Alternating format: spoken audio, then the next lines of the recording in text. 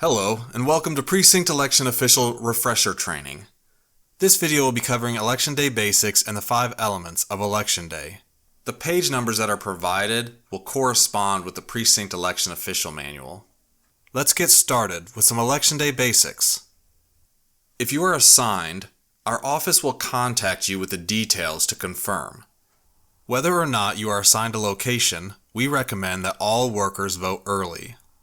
We ask some workers to be standbys so that we can give experience to new workers and have backups in case there are call-offs or emergencies. We depend on all standbys to be available on Election Day. Workers should plan to arrive at their assigned location at 5:30 a.m.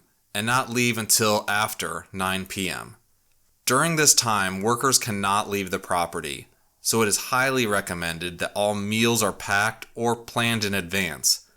On Election Day, every time you sign a document, it should be followed with a D, R, or N to signify the party you are representing.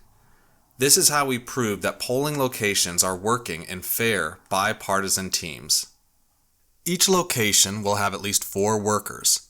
And remember that there will be other trained and experienced workers at your polling place, including the voting location manager. You will not be expected to know how to do everything your first time, but you should be learning and doing more with each election. Election Day consists of 13 hours processing voters. This means that only 2 to 3 hours of your day is actually spent performing setup, opening, closing, and teardown procedures, and we're always just a phone call away. Remember that the VLM is responsible for the supplies, assigning duties, and they are the go-to person. Precinct election officials should be assisting in all aspects of Election Day duties. We expect everyone to be involved and working to learn throughout the day. Precinct election official conduct can be boiled down to one phrase: be a decent human being. Voters show up to cast a ballot, and workers are there to ensure that they can do so legally, without interruption, and in a safe, secure, and fair manner.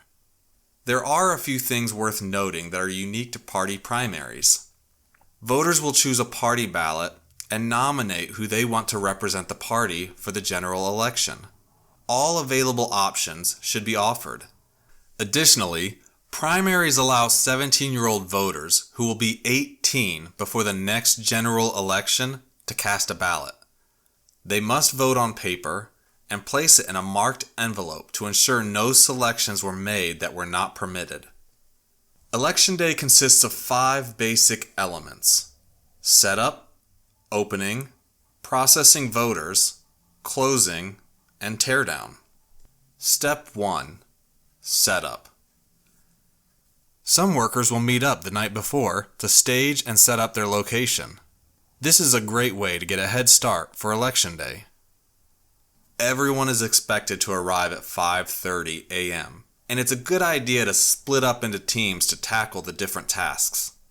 The white election binder has a map to help with setting up the outside of the polling place. Try to place things as close to those recommendations as possible. Inside, work to set up all of the supplies and equipment provided. Try to keep cords and tables organized and cleared off as much as possible. There's an opening checklist at the front of the white binder that can be used as you go, or you can use it as a final check to make sure you didn't miss anything. Keep the flow chart, flip chart, and white binder easily accessible.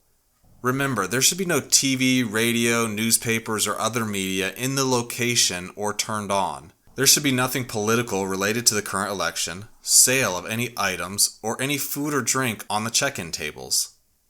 Step 2. Opening. Follow all the instructional guides to open the machines, tablets, and printers. On the machines, print and sign the zero tape. For the tablets, be sure to use the yellow card provided as a quick reference as you input the absentee voters as soon as possible. Step 3. Processing voters. The expected process of a regular voter follows these steps. Ask for a valid ID. Ask every voter to state their name and address. Confirm that the voter's stated name matches their ID and the name in our records. Confirm that the voter's stated address matches the address in our records. It does not need to match their ID. Have the voter sign and then confirm their signature. Offer the voter their ballot options: Democrat, Republican, and if it's an option, nonpartisan. Finally, issue a ballot. If there are any variations to that process, then you want to use the flow chart to figure out what your next steps are.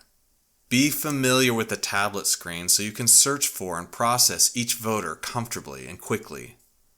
Only authorized people are allowed in a polling location, and they cannot wear political attire related to the current election. If the media, an observer, or pollster shows up, direct them to the voting location manager, refer to the flip chart, and contact the Board of Elections to keep us informed. Throughout the day, voters with disabilities may show up to vote.